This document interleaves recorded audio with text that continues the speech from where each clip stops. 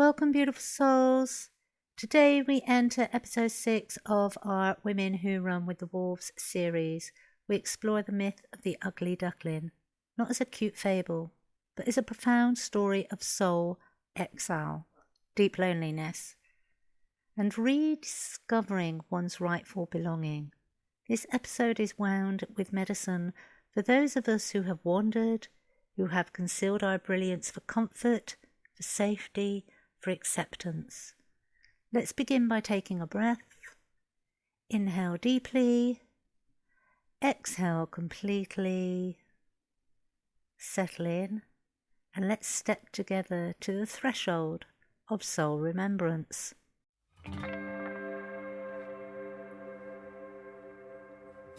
Welcome to Spiritual Midwife, the podcast that tenderly guides you through the transformative journey of spiritual awakening and personal development towards the ultimate destination of soul sovereignty. I'm Claire Attio, a medicine woman and dedicated guide to the profound realm of soul sovereignty, and you are listening to Spiritual Midwife.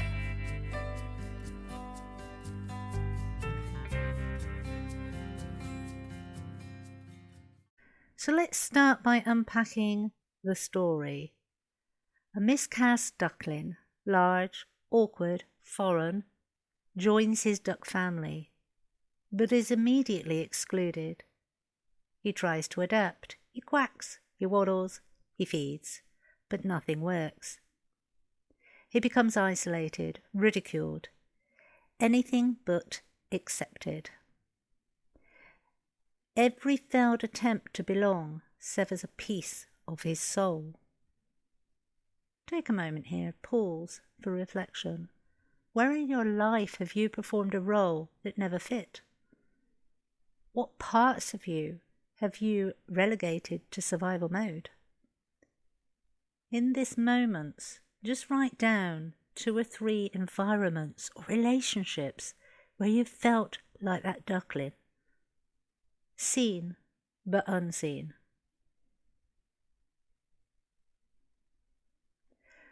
The duckling journeys through seasons. Sometimes birds of prey circle overhead. Sometimes he nearly drowns. Yet he persists.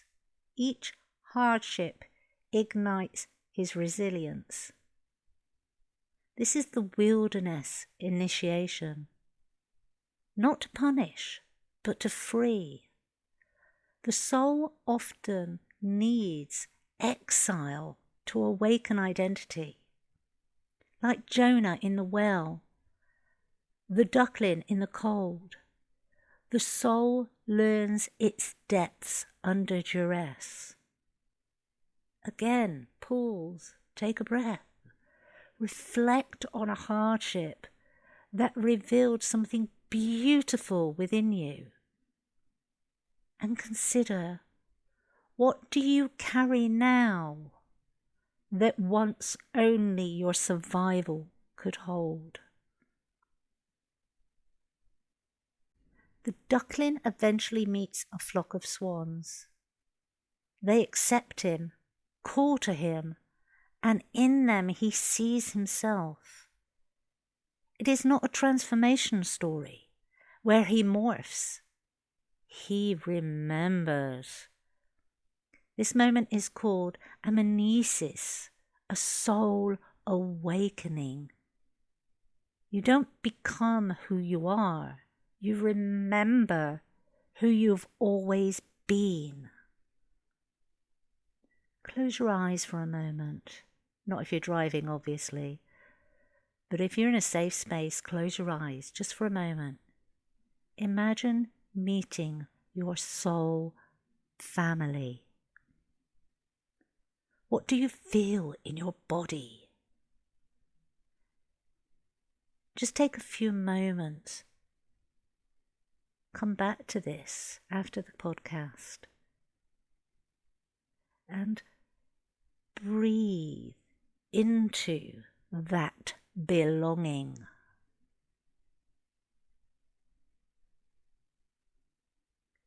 So let's translate myth into our daily lives. Maybe you've worn a mask at work Perhaps you've shrunk in a relationship.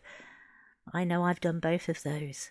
Maybe your spiritual gifts, empathy, intuition, creativity were labelled as weird, frivolous, or weak. I can take all of those as well.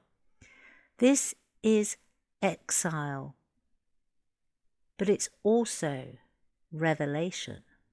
Every time you stifled your wild self, you stored up a longing for soul home. What would reclamation look like today?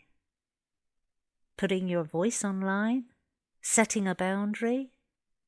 Choosing only one authentic friend over many performative ones? Again, this is a good space to come back and to take 5 minutes to journal. This week, I will reclaim one part of my soul exile by. What are you going to do? How are you going to reclaim it? What are you going to reclaim? And here are some practices to contemplate on how to undertake that reclamation. They're powerful, transformative practices. Mirror declaration. Look into your eyes. Declare, I am not what they told me I was. I am what my soul remembers. Wow, that is so powerful. I am not what they told me I was. I am what my soul remembers. Or you could spend 2 minutes in front of your reflection and just notice, do the ears calm? Does your body shift? Does the way you stand, do you feel comfortable? What's your inner voice saying when you look into your own eyes? And what of those belong to you? And what of those were placed upon you? Grounding breath and body scanning. Lie or sit. Inhale deeply into your feet so you feel grounded, and scan your body from foot to crown or crown to foot. And just notice, where is there tightness? Where is there lightness? And invite your soul wildness to that spot. Say mentally, I reclaim you. Another great one is creative cosmic expression. Grab a piece of paper and pen or paint. Draw or write your soul's signature. This I've done with chakra dance. It's a beautiful, beautiful ceremony where we go on a journey in a trance-like state while dancing. And the music takes you, or the one I've done at least, the music took you from all the elements. So you went through earth, you went through fire, you went through air. And within that journey, you gain insight into your wild self. Then without saying anything, you sit down with pen and paper, or paint and paper, and you draw out whatever comes to you. That's your soul's signature. And there is no judgment. There is no special way of doing it. It's just allowing the energies, the knowledge, the knowing, the divine connection to flow through you and out of you onto the paper or the canvas. And it is about releasing that control and just seeing what emerges. The shape of your remembering. Communicate with nature. Spend 10 or 15 minutes outside, sitting in silence, and as nature. What does soul belonging feel like? Close your eyes and listen. Take in what ecosystem mirrors your soul. Hear what the plant life has to say, the trees have to say, the birds, the land.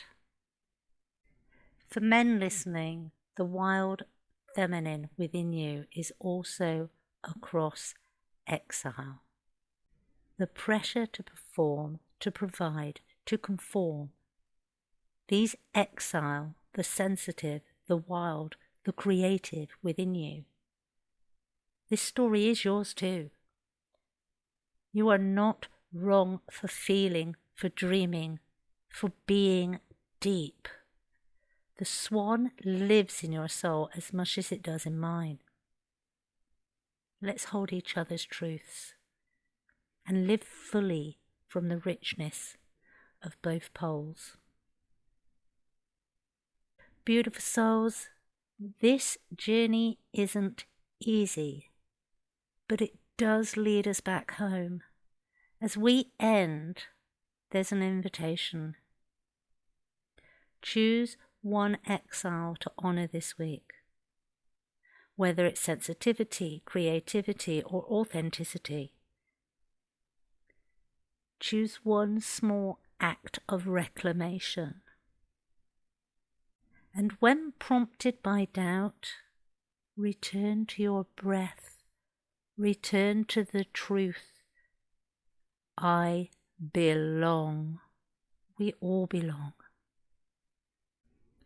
And if you feel called to deepen this, the Soul Sovereignty one-to-one program is now open. Thank you for sitting with me in this wild remembering. You are the swan in disguise.